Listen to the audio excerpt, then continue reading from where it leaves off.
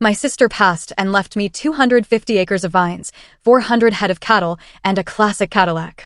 My daughter, estranged for 8 years, arrived in heels, saying, "I'm here to take care of it all."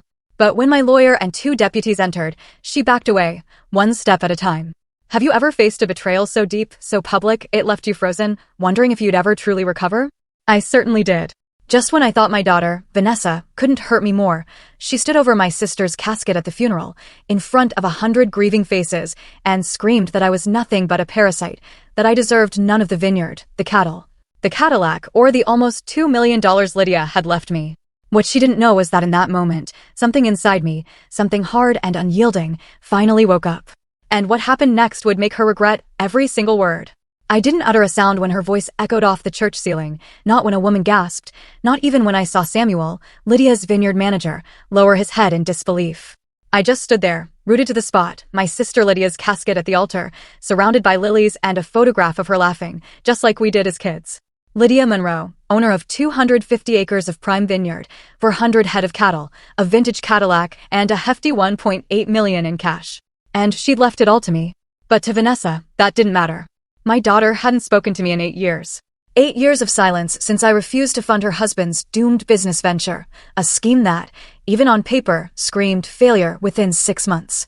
When I said no, she declared I had failed her as a mother, and then she vanished. And now, here she was, in front of friends, workers, and even a discreet reporter named Clara with her camera tucked away, performing my public execution. This woman, Vanessa Spat, is not entitled to anything. She doesn't deserve the land. She never helped Aunt Lydia. She doesn't know the first thing about wine or cattle. Her words were like relentless fists, pummeling me, knocking the breath from my lungs. But I didn't flinch. I didn't cry. I didn't beg her to stop.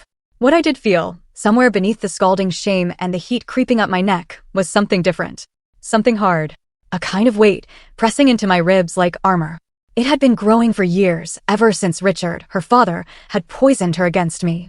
And now, here it was, fully formed, standing tall inside me while Vanessa tried to tear me down, piece by painful piece, in front of the entire town.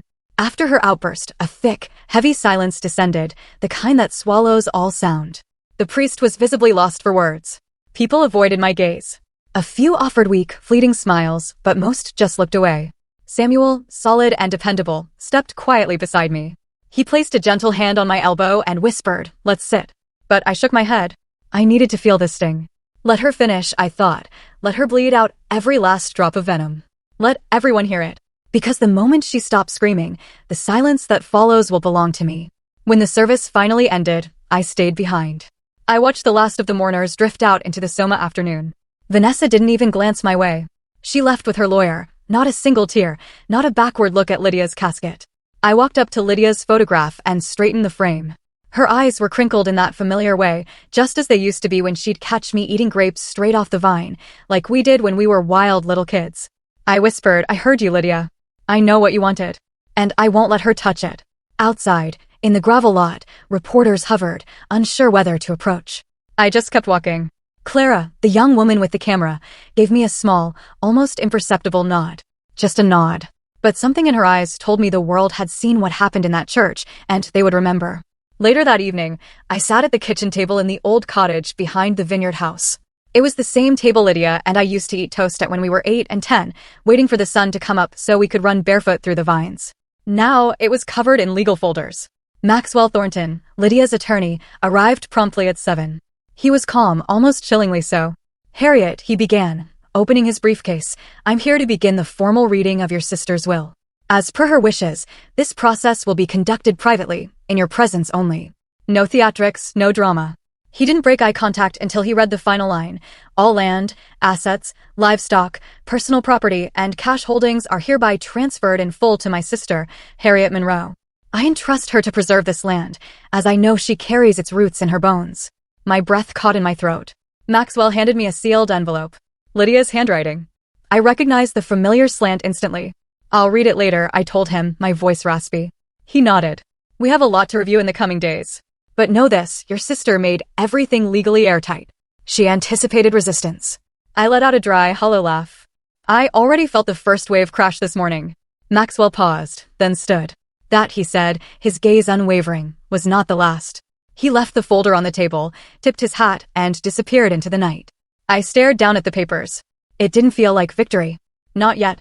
But the shaking had stopped, and that, at least, meant something. The next morning started with dust and silence. I was already up when Samuel arrived, just past 6. He brought black coffee in a thermos and 2 croissants from the bakery in the square. We didn't speak much, just sat on the back porch, watching the fog roll off the lower fields like steam from a kettle. Lydia's land. My land now. Samuel broke the quiet first. She meant every word in that will, Harriet. I hope you know that. I nodded once. The quiet between us wasn't uncomfortable. It never had been. He sipped his coffee and then spent the rest of the morning at Lydia's old desk, sorting through the folders Maxwell had left behind. Titles, deeds, insurance policies, names of ranch hands, vendor lists. There was a profound clarity to the paperwork, a meticulous structure. Nothing like the chaos Vanessa had unleashed in that church the day before. By noon, I was at the long table in the vineyard office with Maxwell and Lydia's accountant. The transfer is complete, Maxwell stated. As of this morning, all holdings are in your name. I signed the final page and closed the folder. He looked at me over the rim of his glasses. I assume your daughter has not reached out? Not a word. He gave a tight nod. Then you should be prepared for the next stage. She won't go quietly. I leaned back in the chair. I don't expect her to. And she did not disappoint. That evening, a courier arrived at the front gate with a packet of legal documents. I opened them alone in the kitchen, standing by the sink. Demand for immediate reconsideration of will execution. Petition to delay asset transfer. Motion to freeze estate distribution pending formal challenge. All of it signed by her attorney. All of it aggressive. Vanessa never was subtle. I picked up the phone and called Maxwell. She's trying to freeze everything. He didn't hesitate. I'll file the response before midnight. She has no standing. She wasn't in the original will. No history of support or contribution. Just noise. Still, it lit something in me. I walked past the old irrigation shed and down the dirt path Lydia and I used to walk every spring. Back then, we'd dream about what the land could become. Back when I thought Vanessa might be part of it one day. That dream was long gone now. The vineyard was mine, and with it came the burden of defending what Lydia had trusted me to carry. The next day, Vanessa arrived in person. No call ahead. No knock. I saw her through the kitchen window, standing at the front steps in black slacks and a wine-colored blazer. Her hair was tied back tight. Her expression was even tighter. I opened the door and said nothing. She stepped inside like she owned the very air. She looked around with mock disappointment. Still the same curtains. Still smells like wet books and regret. I closed the door behind her. She turned to me. You think this is over? You think a signature and a letter from a dead woman can erase everything I've done for this family? I crossed my arms. 8 years, Vanessa. You've been gone 8 years. You never called. Not once. She smiled, slow and bitter. You think I needed to call? I was out building something real. I let the silence settle, heavy and expectant. She paced the room, as if presenting to a jury. My husband and I built something from nothing. We just needed one push. You turned your back on us. I said nothing. So now, she continued, you're going to fix that. You're going to sign over half the land. Not all. Just half. That's fair. And the cattle. I know a guy who can take the herd off your hands for a good price. You wouldn't even have to lift a finger. I didn't move. She pulled papers from her briefcase. I took them from her hand, my voice calm, steady. No, she blinked. Excuse me? No, her jaw locked. I gave you a chance to do this the easy way. I stepped forward. You gave me nothing. You walked away. You erased me. And now you're standing in my sister's house asking me to give you what she left behind. I watched her face shift, not to hurt, not to understanding, but to cold calculation. She adjusted her tone, softened it. Mom, let's not fight. We can work together. You don't have the background to run this place. I can help. I took the papers from her hand, walked to the fireplace and dropped them in. She stared at the flames as they caught. Then she turned and walked out the door. No threats, no yelling. But I knew it wasn't over. That woman wasn't my daughter anymore. She was a storm coming, and I was done seeking shelter. 2 days passed before the next move. I spent those days walking the vineyard with Samuel, reviewing harvest schedules and distribution contracts. There was comfort in the rhythm of it all, the hum of bees, the steady pace of boots on soil, the smell of ripe fruit in the August sun. The land was honest, even if the people around it were not. Samuel didn't ask about Vanessa. He didn't have to. We both knew something was brewing. On the third morning, Eleanor Price, a retired judge and old friend, showed up at my door with a paper bag of peaches and a frown already settling on her face. She'd always been direct, sharp, fiercely loyal. She didn't bother with small talk. She set the bag on the table and pulled out her phone. You need to see this. She showed me a screenshot, a blog post with my name in the headline. Local retiree inherits vineyard, freezes out real heir. My name, Lydia's, Vanessa's, of course. A grainy photo of me outside the courthouse, head down, sunglasses on, the kind of image people use when they want to suggest guilt without evidence. It was slick, a poisonous mix of half-truths and insidious insinuations. It painted me as greedy. Claimed I manipulated a dying sister. Said I exploited Lydia's mental decline, took advantage of her grief after her husband died, convinced her to change the will. None of it was true. All of it was intentional. I didn't speak for a while. I read the whole thing, top to bottom, twice. Then I set the phone down. She wants a war, I said. Eleanor nodded slowly.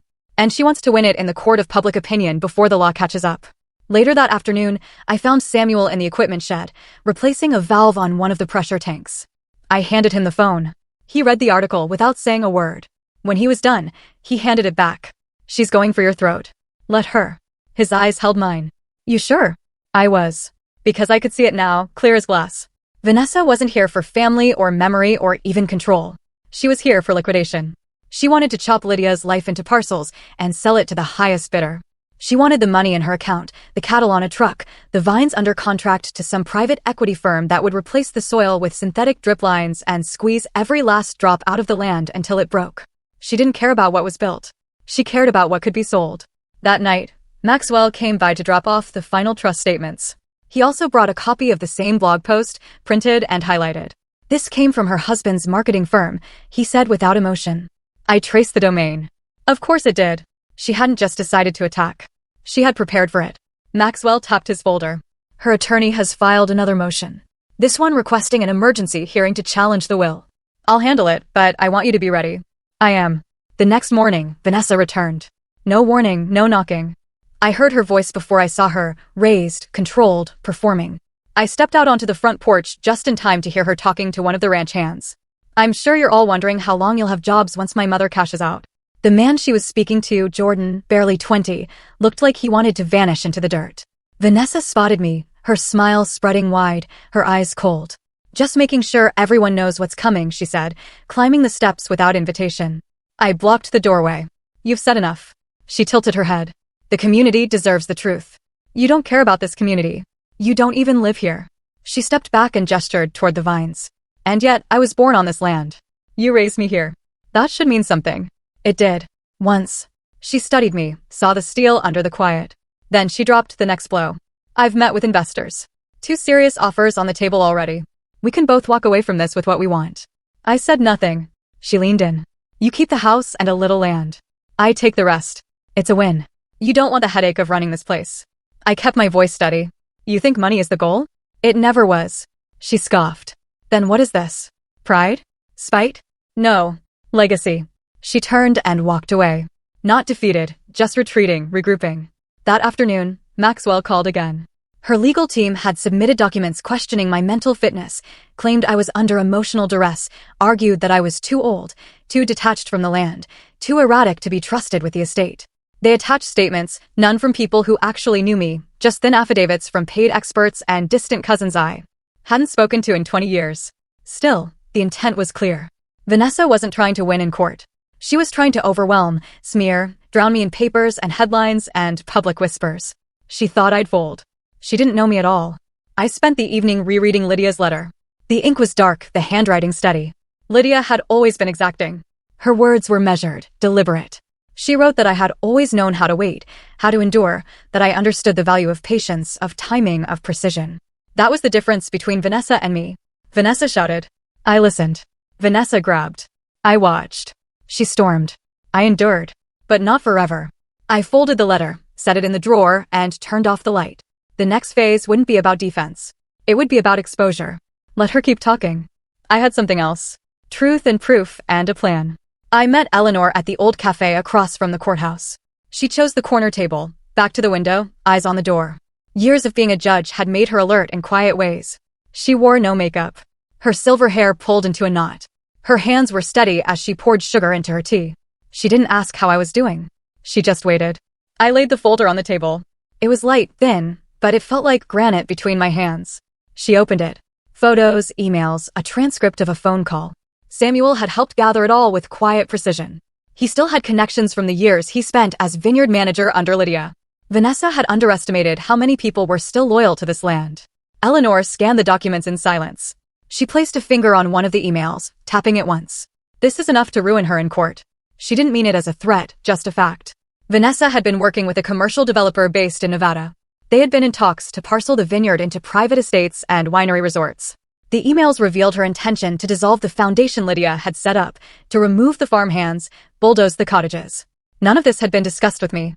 It wasn't just disrespect. It was premeditated. Eleanor closed the folder. Her voice was low and even. You said you didn't want to fight her through the courts. I don't. Then use the court of truth. I nodded. Later that day, I met with Clara Whitmore, the local journalist who had filmed the incident at the funeral. She hadn't run the footage yet. She said she was waiting for the right moment.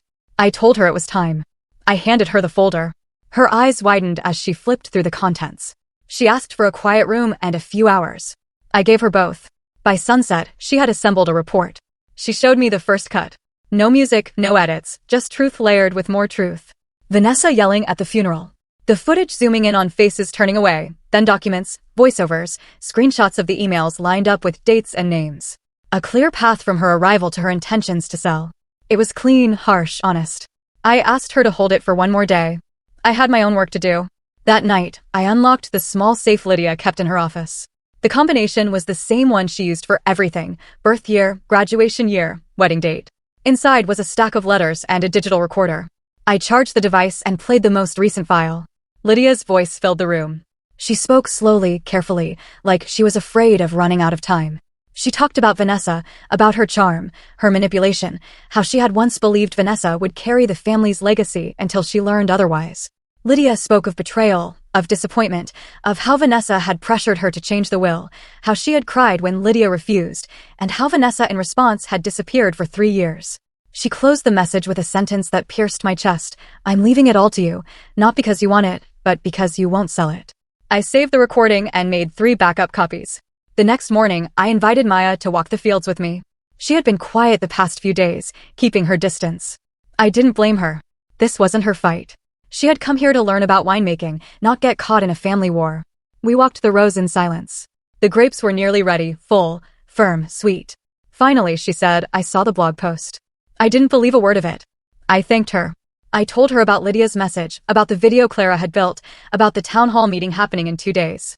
Her eyes lit with something like hope. You're going to show it? Yes. The hall was already reserved. Lydia had booked it months before for the annual Vineyard Appreciation Night. Vanessa thought it was cancelled, but I'd kept the reservation. Now it would be used for something else entirely. The next 48 hours moved fast. Clara polished the final report. Maxwell reviewed it for liability. Samuel called in 3 former managers who had worked under Vanessa's husband and had been burned when his business folded. Eleanor prepared a written statement in case the meeting got out of hand. I didn't sleep, not because of fear, but because of clarity. I finally understood what Lydia had known. That silence protects no one. That dignity without action is just surrender dressed up to look noble. The night of the meeting, I arrived early. I wore dark jeans, a clean white shirt, and Lydia's vineyard hat. People filled the seats quickly. Workers, neighbors, former staff. A few reporters, even the mayor showed up. Vanessa walked in 20 minutes late, her heels loud against the floor. She took a seat in the front, crossed her legs, and smirked.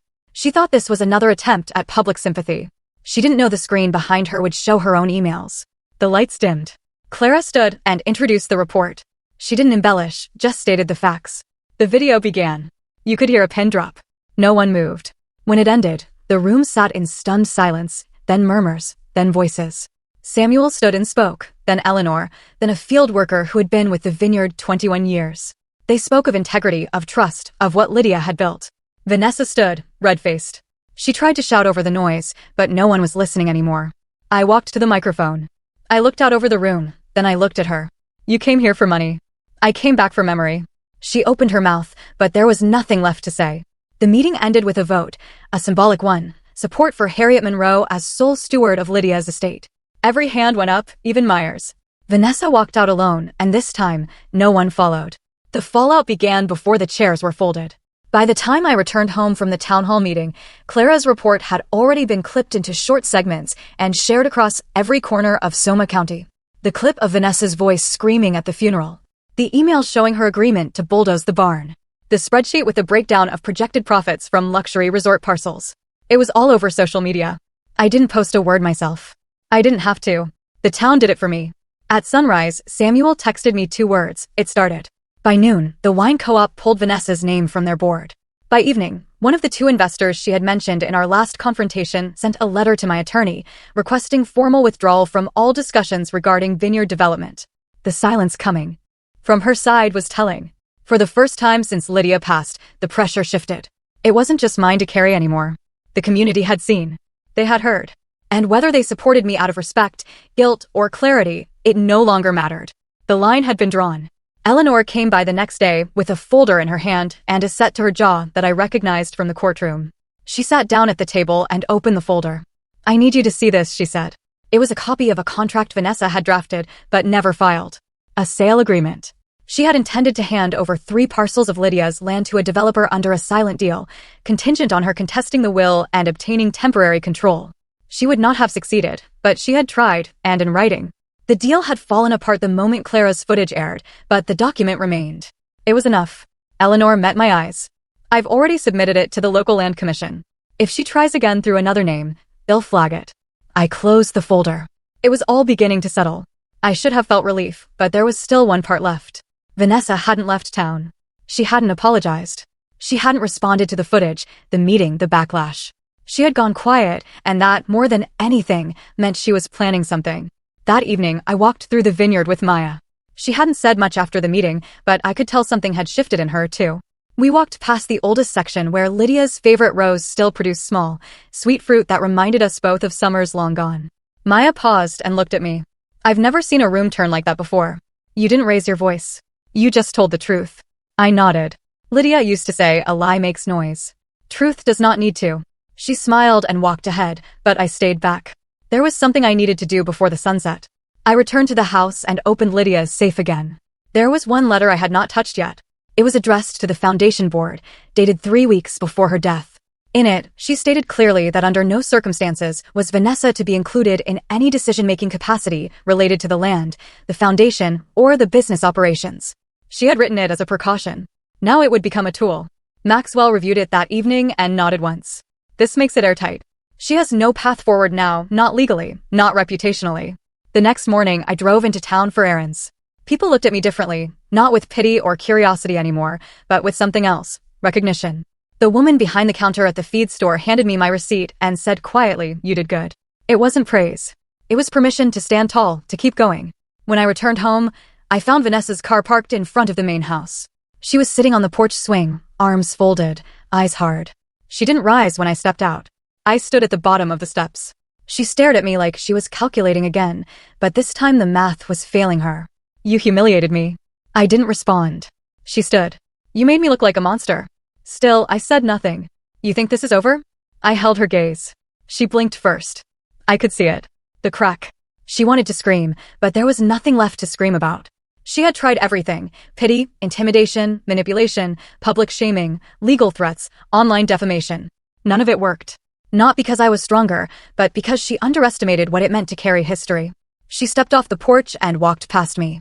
As she reached her car, she turned once more. You've ruined everything. Then she got in and drove away. I stood there a while, not triumphant, not bitter, just still. Inside the house, I sat at Lydia's desk and wrote a letter. It was short. It thanked the foundation board for their trust. It confirmed my intention to honor Lydia's legacy. It enclosed a copy of her final letter and stated that I would be moving forward with her vision in full. When I finished, I signed my name and slid the page into an envelope. I placed it on the table. Then I went outside and stood in the sun. The air smelled like soil and grapes and dust. It was the scent of something saved, something earned. And I had not forgotten what was next. Vanessa had been stripped of her masks. Now it was time to face the legal consequences of what she tried to do. But that would begin tomorrow. Tonight, I would rest and listen to the vineyard breathing. Because the land, unlike people, never lies. It simply waits to be protected. It began with an envelope from the county office, hand-delivered by a clerk with kind eyes and a clipboard. She didn't stay long, just handed it to me, asked me to sign, and gave a short nod before returning to her vehicle. The envelope contained a formal notice of investigation. The county had launched an internal audit after receiving a report from an anonymous source. The contents of the report included documents Eleanor had flagged, combined with footage from Clara's piece. It didn't mention Vanessa's name directly, but the timeline, email headers, and contract references made it unmistakably clear they were coming for her. I sat at Lydia's desk again, this time feeling no heat in my chest, no tightness in my jaw. I had done what needed to be done. Now the weight had shifted to the legal system. I called Maxwell. He wasn't surprised. They'll ask for your cooperation, not just as the inheritor, but as a witness to the intent. I told him I was ready. He told me to get everything organized. That afternoon, I gathered all the original files, emails, copies of the draft contract, Lydia's final voice recording, the letter to the foundation board. Everything was sorted into folders, labeled with sticky notes and clipped in sets of 3. By the time Eleanor arrived, the table looked like a courtroom exhibit. She reviewed everything in silence. When she was finished, she leaned back, sighed, and said one word, solid. Then she picked up her pen and added a few annotations of her own. Meanwhile, word had spread. It wasn't just the vineyard community anymore. People from nearby towns started calling the office, asking if it was true, whether Lydia's land had been at risk, whether Vanessa had really tried to sell to developers from out of state. Clara's news piece, once a local scandal, had gone regional, then national. It hit the right vein: family betrayal, old land, money, inheritance, the classic American powder keg. By the third day, a second envelope arrived. This one from the district attorney's office. It stated that an initial hearing had been set to determine whether formal charges could be filed against Vanessa for fraud, attempted misappropriation of trust assets, and willful misrepresentation of her legal standing. It was real now, not symbolic, not public shaming. Real. The same afternoon, Vanessa's car disappeared from the driveway of the rental she'd been staying in. The lights were off, the curtains drawn. No one had seen her leave. I knew she hadn't gone far. Vanessa never ran. She hid, then struck when she thought everyone had exhaled. But this time, the window was closed. Maxwell called me in for a deposition. I wore the same simple outfit I had worn at the town hall: jeans, shirt, vineyard hat. I brought the folders, handed them off, and sat across from the legal aid without fuss. My voice didn't shake. I told the truth. From the moment Vanessa arrived at the funeral to the email about the bulldozers, from Lydia's words to her last wishes, from the whispers in town to the meeting that flipped everything. The legal aid asked about my relationship with Vanessa. I didn't soften the answer. We were estranged for years. She reached out to me only after Lydia passed. She had not spoken to me during Lydia's illness. She reappeared only when Lydia's estate was announced. I kept my voice low, steady. I didn't color the facts. I didn't need to. The truth carried its own weight. After the deposition, I walked down the courthouse steps and paused at the base. The air felt strange, light. I didn't feel victorious. I felt precise, like a thread had finally been pulled through the last button. That evening, Samuel stopped by with news. One of Vanessa's old associates had given a statement. An investor she tried to recruit in secret. He had brought emails, text records, voice notes, everything she thought was buried. He had turned them over to the DA. Because of that, a second hearing was now scheduled. Potential charges now included coercion, falsifying investor documents, and ethical violations tied to misrepresentation of her stake in Lydia's trust. The news spread fast. Vanessa's name was no longer being whispered in resentment. It was being spoken aloud in courtrooms. I heard from Maya later that day that an association connected to Lydia's work had gathered more than 4,000 signatures in 24 hours. Even people who had never visited the vineyard before were speaking up. They saw themselves in the story. They saw what betrayal looked like when it dressed up in designer clothes and smiled for the cameras. I stayed out of the comment sections. I didn't need the noise. I had work to do. The next day, people began to show up to help with this year's harvest. People I hadn't seen in years. Friends of Lydia, former students, even a few local kids from the high school agricultural program. They didn't come for headlines. They came because they knew this land deserved to survive beyond the scandal. I worked beside them. I didn't speak about Vanessa. Not anymore. Let the courts handle what I had already exposed. That night, I received one final letter. It came from Vanessa's lawyer. A quiet withdrawal of all claims. No apology, no explanation, just 2 pages of cold legal language stating that she would not pursue any rights or privileges under Lydia's estate. I read it 3 times. Then I placed it beside Lydia's last letter. The contrast said more than any courtroom could. I went to bed early that night, not because I was tired, but because for the first time in months, my sleep would not be interrupted by doubt. And outside, the vineyard stood quiet, still mine, still untouched, still enough. It was just past 6 in the evening when I saw the old white sedan roll into the gravel lot. I had been pruning the edge vines near the south fence, gloves damp with sap and dirt. The light was turning golden, that quiet stretch before dusk when the vines looked like rows of lit candles.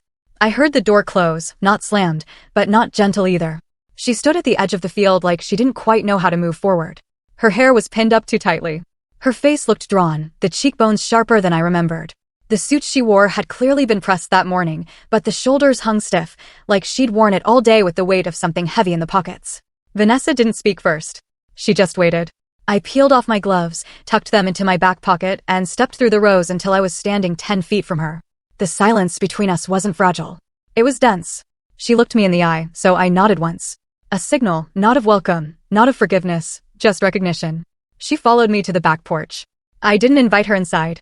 We sat outside, 2 chairs facing west toward the hills. The air smelled like lavender and dust. I poured us each a glass of water and waited. Vanessa finally spoke. She said she had seen the letter, the official withdrawal. I said I had too. She said she wasn't there to ask for anything. No appeals, no claims, no dramatic last requests. I nodded again. Then she sat quietly for a moment, fingers wrapped tightly around the glass, and said she never planned on it getting this far. I didn't respond. She said she just wanted a piece of something, a part of Lydia, a part of a legacy that she thought she deserved, at least that much. I looked at her, calm, even. I told her legacy isn't given because you show up after the soil's been tilled and claim you had a seed in the ground. She turned her face away, but I didn't soften. I told her she didn't come to the hospital when Lydia was ill, didn't call once. Didn't send flowers or a card, not even a 2-line message. I reminded her that Lydia left the ranch to me, not because I asked, but because I stayed. Because I watered vines through drought, mended fences in winter, and held her hand when her mind started slipping and she forgot which day it was. Vanessa clenched her jaw, but she didn't interrupt. I said Lydia knew who had roots here, and she made her choice with clarity. She asked then what I wanted from her. It wasn't a question, not really, more like an admission, a laying down of the last weapon. I told her I didn't want anything. I didn't need her apology. I didn't need her to confess or to cry or to prove she was sorry. What I needed was silence. What I needed was distance. What I needed was for the story to end. Vanessa sat very still. I reminded her that what she did wasn't just betrayal. It was theft, attempted erasure, and public humiliation. I reminded her that she stood in a church and called her mother a parasite. I told her she wasn't a victim of a mistake. She was the architect of it. The sun dipped lower, casting shadows across her hands. Her fingers tightened around the glass. She said she had nothing now. No house, no friends left. Her husband was gone. Her job suspended, her name stained. She said she was hollowed out. I said that sometimes being emptied is the first step to becoming someone new. She let out a sound that wasn't quite a laugh, more like breath catching on old wounds. Then she asked, "Why not fight harder to save us?" I turned my eyes toward the vineyard. "Because you lit the fire," I said, and I was done running into burning buildings for people who locked the door from the inside. Vanessa didn't argue. She sat there quietly. Her shoulders slumped now, the sharpness gone. Just a woman with nothing left, but whatever came next. I stood up. She didn't. I said one last thing before I went back inside. "You're still my daughter. That won't change.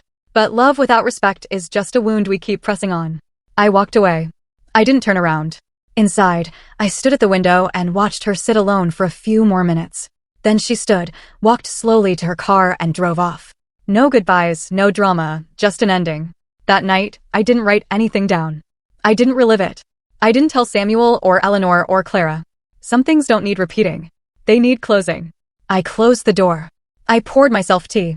I sat in the quiet of the old cottage and watched the last rays of light fall over the land Lydia left in my hands. And I let them fall. The morning after Vanessa left, the ranch felt unusually still.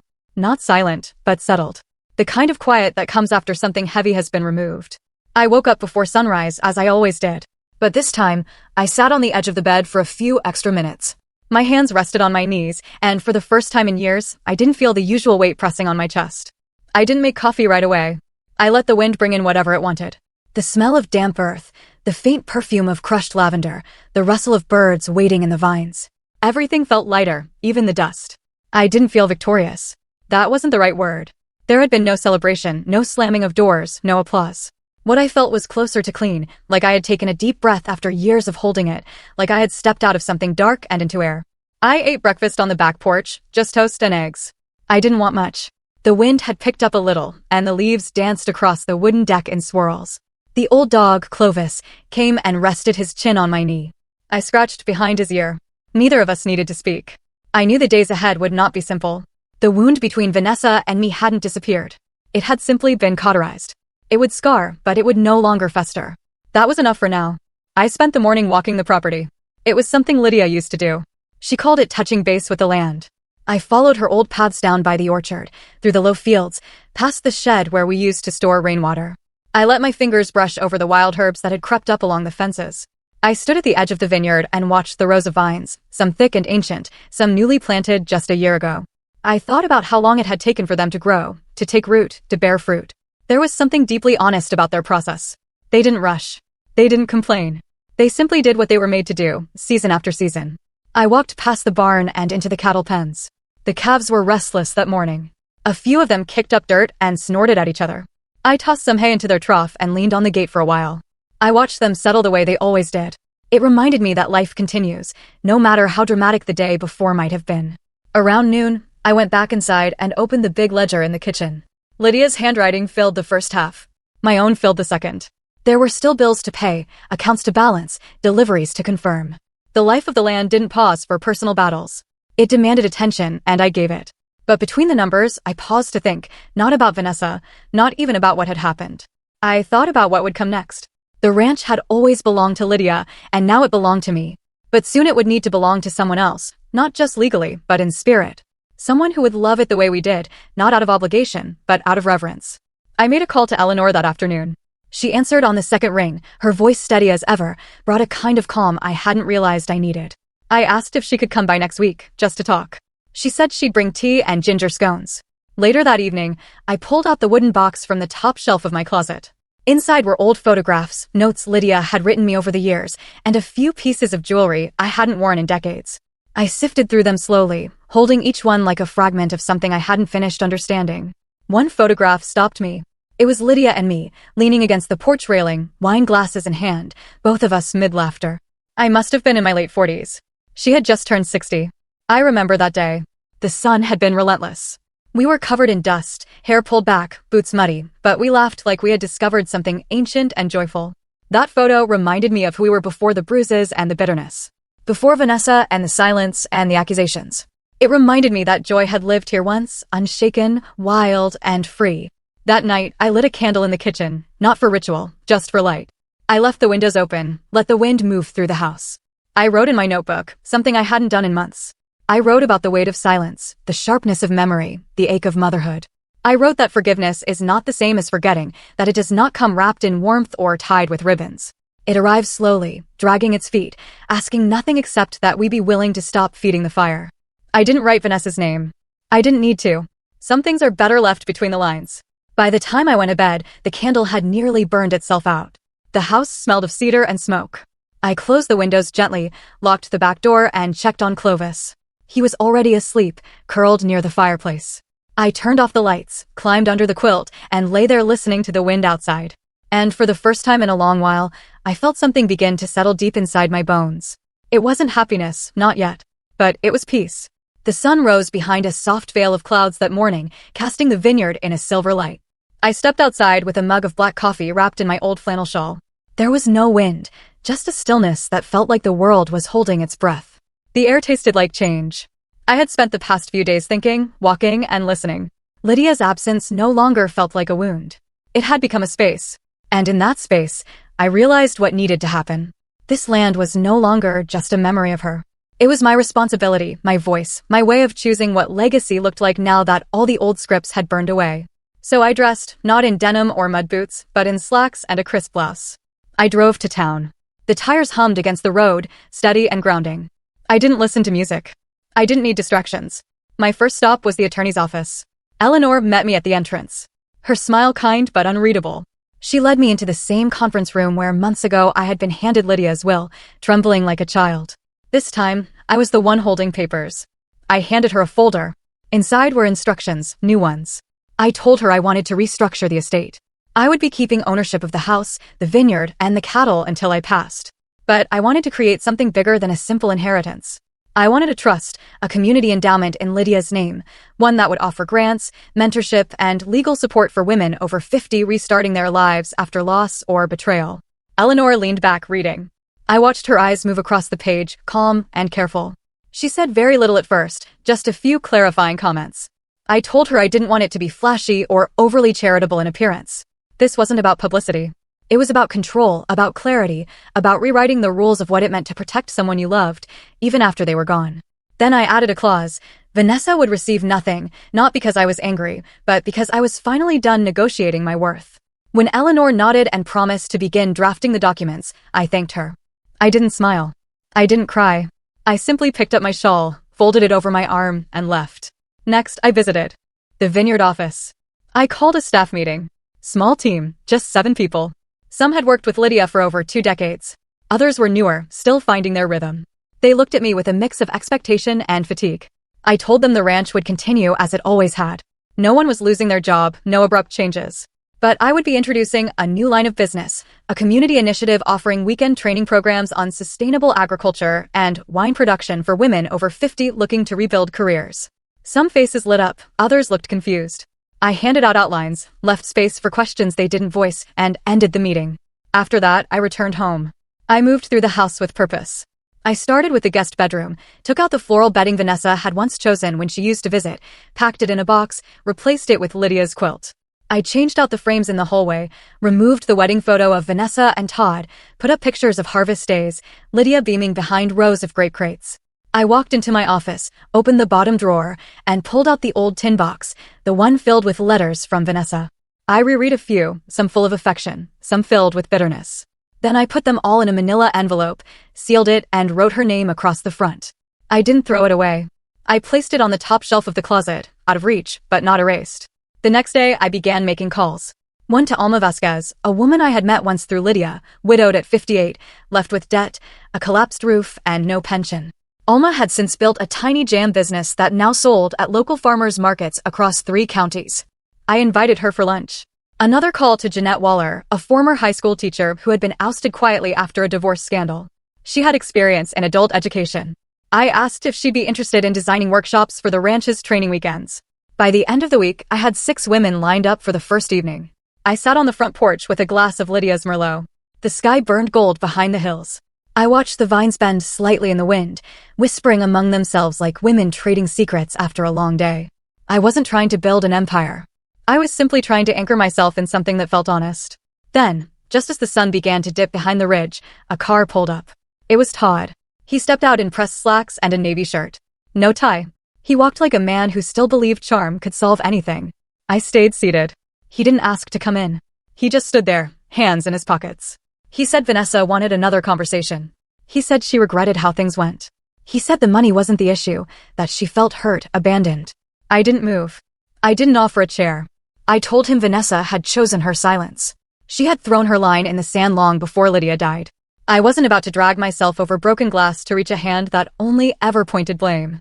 I told him the estate had been restructured. He flinched. Then he smiled, said he understood. I let him leave with that smile. It was the last thing I owed him. That night, I wrote again, not about Vanessa, but about Lydia, about what it means to protect something after it's gone, about how sometimes the greatest power is not revenge, but reinvention. And for the first time, the page didn't shake under my hand. It held firm, like the land, like the bones beneath it. It began with whispers, just a few murmurs at first. A woman from the next county overstopped me at the farmer's market. Said she had seen a flyer about the vineyard workshops. Said she had always wanted to learn how to graft vines, but thought she was too old. Then another woman, this one younger, told me she'd heard about Lydia Monroe's ranch being used for some kind of secret training camp. I smiled, kept walking, but inside I felt the current shifting. The seed had grown faster than I imagined, but it was the phone call from Jeanette that told me everything was about to change. She said a woman named Trisha Barnes had shown up to the info session. Said she was referred by someone named Vanessa. Said Vanessa was now calling herself a consultant. Said she was taking credit for the entire program. I remember sitting very still as Jeanette told me that. I didn't raise my voice. I didn't say Vanessa's name aloud. I only asked Jeanette to forward me the materials, the flyers, the emails. And there it was, my daughter's name stamped across the bottom of a glossy trifold brochure, Vanessa Monroe, Strategic Community Development Advisor. She had rewritten herself into the story again, but this time she wasn't trying to rewrite me. She was trying to stand in front of the thing I had built. I didn't call her. Instead, I met with Eleanor. She didn't say, "I told you so." She didn't raise an eyebrow. She simply listened, took notes, pulled out a thick folder I hadn't seen before. Inside were records, copies of the flyers, email threads from participants, social media screenshots, proof that Vanessa had misrepresented herself as a co-founder of the Monroe Women's Trust, that she had taken funds from at least 4 attendees for early access mentorship sessions. Eleanor said just one word: fraud. Then she asked what I wanted to do, and I told her. 2 days later, Eleanor sent a cease and desist letter to Vanessa's attorney. 2 days after that, we filed a formal complaint with the state. The workshop funds were frozen. A temporary injunction was placed on Vanessa's consulting activities using our name. And just like that, the mirror cracked. I heard about it first from Todd. He showed up again, this time looking nothing like his polished self. Eyes bloodshot, tie gone, shirt wrinkled. He didn't ask to come inside. Just stood there on the porch and mumbled that things had gotten complicated. Said Vanessa was spiraling. Said she was blaming me for everything. I told him to leave again, but before he turned away, I said one last thing: tell her I'm done protecting her from the truth. He didn't answer. Just turned and walked back to the car, slower than before. Within the week, word spread. Local business owners who had supported the workshops began distancing themselves from Vanessa. A small exposé ran in the regional paper detailing how she had leveraged the Monroe name for personal gain. Jeanette told me a few women withdrew from future sessions, afraid of being associated with scandal. I could have been angry, but I wasn't. I was tired. Not the kind of tired that sleep fixes, the kind that comes from holding too many stories that never got told. So, I told mine. With Eleanor's help, we published a short open letter. It was printed in the Sunday paper. No drama, no accusations, just the truth. I shared how the ranch came into my hands, how Lydia had left it to me, not just as property, but as a reminder of who I used to be. I talked about what the trust was meant to do. I explained how it would continue, with or without the approval of those who once shared my blood. The following Sunday, I held the first harvest day for the community. 32 women showed up. We walked the rows together, laughed, pulled grapes with sticky fingers, ate sandwiches under the oaks. Some cried, most smiled. That night, I sat in the same porch chair as always, watching the horizon. The sky was heavy with stars. The air smelled like ripe earth and wine. Then I heard footsteps. Not the nervous shuffle of Todd, not the careful click of Eleanor's heels, but a slow, steady walk. I knew it before I turned my head. Vanessa. She stood at the base of the steps, pale, her hair pulled back, not in silk or pearls, but in jeans and a wrinkled t-shirt. She didn't speak at first. I didn't ask her to. She finally said she hadn't expected things to go that far, that she only wanted to feel useful again, that she didn't know how to ask me for help without making it about herself. I listened. Then I told her this wasn't about usefulness or forgiveness. It was about boundaries.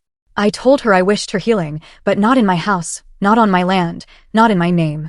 She nodded once, eyes wet, but she didn't beg, didn't plead. She turned and walked away. And for the first time in years, I didn't watch her leave with a broken heart. I watched her leave with peace. That night, I opened Lydia's old journal. I wrote one final line beneath her last entry: "We come from the earth. We return to it, but in between, we must learn to root ourselves in truth." And I slept without dreams. The vines were coming back to life again after months of repair, replanting, and cautious tending. The vineyard looked less like a wound and more like a body healing. The branches stretched toward the light with a kind of quiet confidence. Some mornings I stood on the back patio with my coffee and just watched the fog rise over the fields. The peace was almost unsettling, but I welcomed it. There was no ceremony when I stepped fully into the role of running the trust. It wasn't marked by any headline or plaque. It was the kind of transition that happened in quiet gestures. A woman in her 60s dropping off a letter asking to volunteer.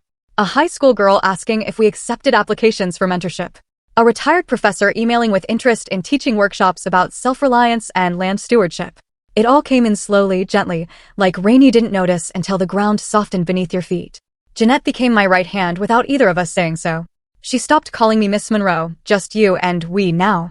We redesigned the course offerings, added a monthly open circle for women to share their stories, removed long intake forms, replaced them with conversation.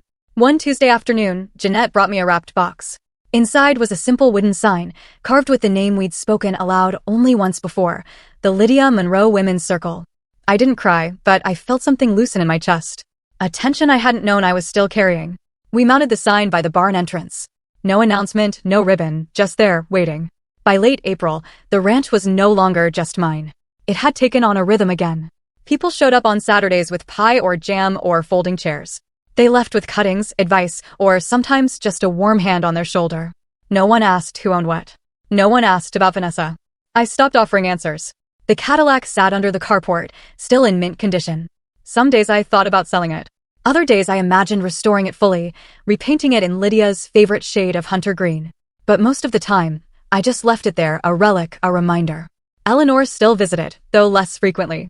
She had taken on more pro bono work after everything went public. Said helping women reclaim their assets had become more than a legal cause. Said it was personal now. One afternoon as we walked the perimeter together, she looked over the vineyard rows and said she hadn't expected things to settle so fast. I told her it wasn't about speed. It was about choosing stillness over chaos. Letting the noise burn itself out while you keep planting. She nodded and we walked in silence for a while. Around the same time, an old friend from Lydia's past reached out. Miriam, a woman who had once co-managed a small winery with her. She sent a letter saying she had been following the news, said she had a parcel of land in Mendocino that she no longer needed. Asked if I would take a look, said she'd rather pass it on to someone with calloused hands than another faceless development company. I took the train up. Miriam was in her 80s now, sharp eyes, no-nonsense voice. But when she showed me the rows of dormant vines, the broken fence, the creek winding along the edge, I saw the ghost of Lydia standing beside her. We didn't shake hands. She just handed me a folder with the deed and said, make something honest out of it. By the end of that month, the trust had its first satellite site. Smaller, harsher soil, but real. News didn't travel far, but in our corner of the world, it was enough. A few women from the original group volunteered to help restore it. Jeanette coordinated the early logistics. I drove back and forth twice a week, wearing gloves that Lydia once used. I didn't talk much during those drives, just breathed. In those moments, I didn't feel like someone who had been betrayed or left or erased. I felt like someone who had planted herself again. Evenings on the main ranch grew quieter. The volunteers would leave. Jeanette would head home. The dogs would curl at the foot of the porch. I would sit with a blanket around my shoulders. Watch the last streak of light fade beyond the hills. And sometimes I would write, not in Lydia's journal, but in a new one. I didn't document the drama or the fights or the hearings. I wrote about soil types, root growth, the different shapes women's faces took when they smiled with both grief and relief. I wrote about the way light changed in the afternoon when no one was watching. I wrote about starting over, not as a grand gesture, but as 1,000 small choices made alone. It wasn't forgiveness, it was presence, the kind that doesn't ask to be seen, just felt. And so the ranch became quieter. And I became louder in other ways. Not through shouting, but through ownership, through clarity, through a silence that was no longer empty, but full.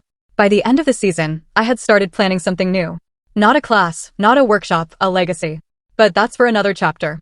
Summer rolled in, quiet and warm. The vineyard hummed softly in the heat. Bees drifted lazily around the lavender that lined the back porch. For the first time in years, I felt no pull to prove anything. Not to Vanessa, not to Lydia's memory, not even to myself. I had already done it. The trust was no longer just a legal structure. It had grown into something living. Every week, women arrived at the ranch with different stories, different ages, and different wounds. They worked the land not just to harvest grapes or till soil, but to reclaim their sense of value. I watched it happen in small gestures. A woman who hadn't spoken above a whisper, laughing by the barn. A grandmother teaching a younger woman how to check the health of a rootstock. These moments told me more than any article or financial report ever could. There was no announcement the day the final deed was signed. I walked into the local registrar's office in town, sat across from a clerk who looked barely old enough to drink, and signed over the Mendocino property to the trust under its full name, the Lydia Monroe Foundation for Women Reclaiming Their Lives. No red tape, no cameras, just ink and silence. I didn't tell Vanessa. I didn't need to. She had disappeared from the news cycle. Her name had stopped appearing in search alerts. Whatever money she thought she would gain from tearing me down had evaporated the moment I refused to let her hold the narrative. And that was enough for me. I had no interest in her apology. I didn't crave reconciliation. I had made peace with silence. It was a different silence than before, not the kind born from being ignored or dismissed. This was the kind I chose, a silence that grew from clarity, ownership, purpose. Some evenings I would drive the Cadillac along the back roads. I didn't play the radio. I let the windows down and just listened. The sound of the wind brushing the fields, the rubber humming against the pavement, my own breath. That was enough. There was a Sunday mid-August when Jeanette brought her daughter to the ranch. She was 8. Her name was Nova, bright-eyed, wild hair, wore boots that were clearly too big for her. Nova ran up to me with a purple notebook in hand and asked if she could plant her own vine. I nodded, didn't say a word. We walked out past the barn, down to the southeast corner of the vineyard where the soil was richest. Nova kneeled and pressed her hands into the dirt like it was a secret.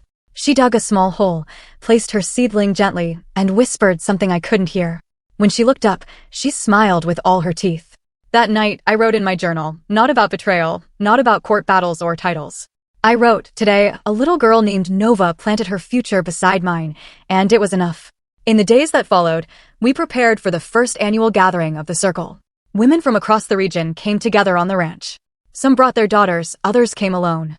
We had music, simple food, stories by the fire.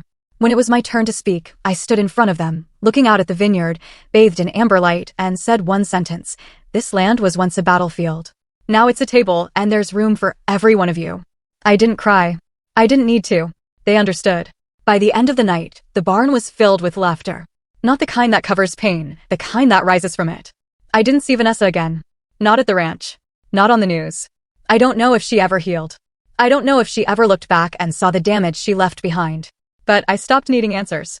I stopped needing anything from someone who had once chosen to leave. This life I rebuilt was not an act of revenge. It was an act of refusal. I refused to carry her hatred. I refused to inherit her silence. I refused to let her define my last chapter. And now I'm writing my own. So if you ever find yourself abandoned, forgotten, discarded by the very people who once called you family, remember this: silence can be survival, but rebuilding is power. And I rebuilt, not to prove a point, but to plant a future. If this story touched something in you, I want to hear it. Have you ever been pushed aside by those you love the most, only to find a strength they never imagined?